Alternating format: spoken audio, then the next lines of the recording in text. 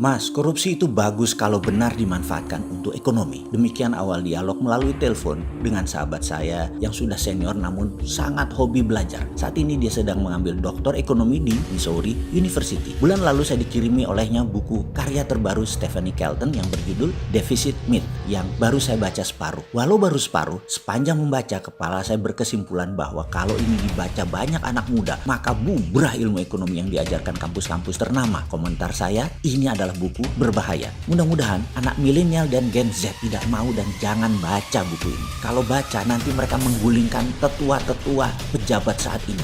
Pokoknya jangan baca. Biarlah anak muda ini tetap main TikTok, e-games dan sosmedan saja. Jangan jadi pinter. Kalau anak milenial baca buku ini, lalu nanti ketika menjadi pengelola negara di tahun 2024 dipakai, bisa-bisa jadi negara superpower Indonesia di tahun 2045. Di mana hal ini mempermalukan generasi tetua sekarang yang menjabat, yang sudah diingatkan, disarankan untuk ubah segalanya sekarang agar tahun 2030 jadi nomor 1 Indonesianya. Tapi tetap ngotot pakai cara lama yang belum terbukti dan jalan dengan baik. Tapi saya yakin anak muda milenial nggak akan baca buku-buku beginian. Saya juga yakin anak muda di bawah 40 tahun nggak akan punya biji untuk masuk ke dalam pemerintahan karena nggak berani melawan yang tua-tua. Walaupun milenial tahu semua bahwa old system doesn't work, saya yakin nggak akan berani anak-anak mudanya. Kalaupun berani, strateginya mereka nggak punya. Orang nggak pernah belajar bela negara. Memang secara sistemik anak muda ini memilih menerima dirinya dibodohkan agar memilih diam dan menjadi mati angin seperti saat ini. Anak muda dibuat inferior sejak 20 tahun yang lalu by sistem. Saya yakin nggak punya cukup modal anak muda sekarang untuk menjadi pemimpin bangsa. Kalaupun punya, pasti nggak bisa merapatkan barisan. Kalaupun punya, pasti nggak bisa membangun organisasi yang solid, masif, militan. Pasti. Buktinya sekarang hanya bisa berkoar-koar di sosmed, sporadis, tidak bersatu, tidak satu suara, juga nggak membangun struktur, nggak membangun karya produktif, nggak membangun peacock effect. Jangan tanya lagi peacock effect itu apa, baca tuh Wikipedia. Boro-boro di tahun 2024. Sekarang saja di tahun 2020, anak usia di bawah 40 tahun yang merupakan 60% populasi pengen menguasai ekonomi aja belum tentu berani. Paling pol jualan-jualan barang-barang Tiongkok di digital platform,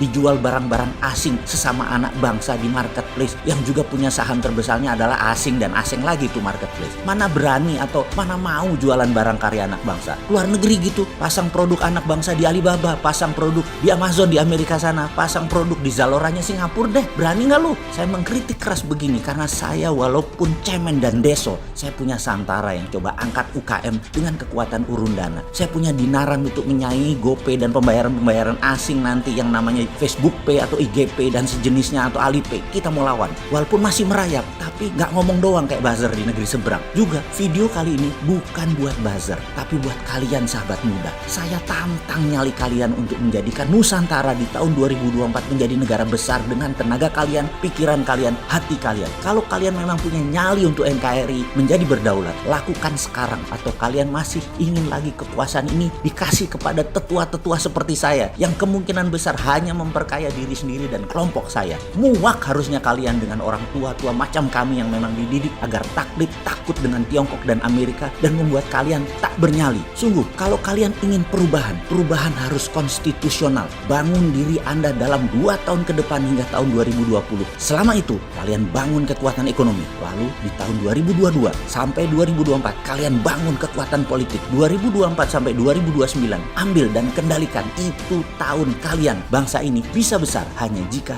dikelola mereka yang mengerti perkembangan zaman. Ribuan buku baru, pengetahuan bagus terbukti, sangat efektif bisa dijalankan, tersedia ilmu baru yang up to date, siap kalian gunakan. Kalau kalian berani, tinggalkan Keynesian. Ini era post Keynesian, ini era setelah Keynesian. Nggak ngutang lagi cara mengelola negaranya. Saya pesimis dan sudah patah arang dengan yang ada pada saat ini yang menjabat, bahwa mereka akan paham maksud dari ilmu post Keynesian. Post Keynesian kalau dijalankan sekarang, Indonesia terlalu maju dan berdaulat. Itu tidak boleh karena banyak orang yang nggak akan dapat jatah. Tidak siap tetua-tetua itu kehilangan mata pencahariannya dan jabatannya dengan susah payah, integritas dijual kalau perlu, dan hilang untuk itu gak akan mau mereka lepaskan. Janganlah dipaksa mereka memakai post Keynesian. Kasihan. Kalau post Keynesian kalian jalankan, bisa bubrah itu departemen-departemen sistem tua yang ada saat ini. Dan itu pasti tidak dimaui oleh para tetua yang sudah mapan di sana. Jadi biarlah mereka tetua-tetua itu menikmati for one last chance chance. Kita kasih kesempatan mereka membuktikan walaupun 1 tahun kemarin masih pontang-panting, tapi kita kasih kesempatan buat mereka.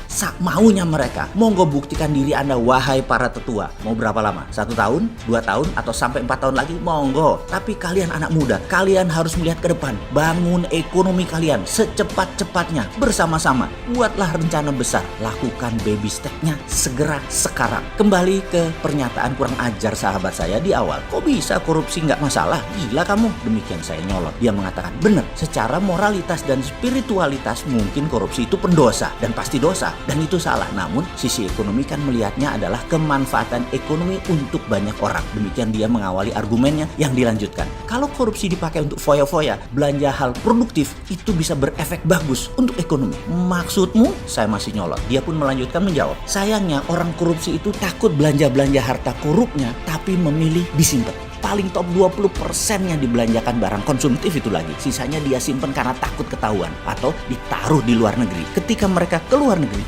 tinggal di rumah milik mereka, belanja barang mewah, kendaraan, dan lain sebagainya, top aja. Lalu balik ke tanah air, disederhana-sederhanakan gayanya. Diperlihatkan penampilan naif dan lugu. Padahal udah ada sendiri yang jawab. Jadi kalau mereka para koruptor itu 100% memanfaatkan dananya di dalam negeri, apalagi untuk investasi sektor produktif, itu dana 11.000 triliunnya, gila ekonomi Indonesia majunya kayak apa. Itulah saya katakan kalau korupsi itu bagus kalau dimanfaatkan secara benar untuk ekonomi dalam negeri. Yang parah korupsi marak, duitnya hanya 10% dimanfaatkan dalam negeri dan sisanya disimpan atau dibawa ke luar negeri. Ambiar ekonomi negaranya. Sudah sektor swasta kering, proyek kering, duit dibawa ke luar negeri atau disimpan sama koruptor. Bagaimana bisa negaranya maju? Sungguh, ini hanya sanepo, ini hanya sindiran dan kiasan. Yang terbaik adalah dalam pemerintahan yang benar, tidak ada korupsi dan tidak ada bagi-bagi jatah, di mana dana 11.000 triliunnya dimanfaatkan semua di dalam negeri. Kalau itu terjadi, top markotop dah Indonesia.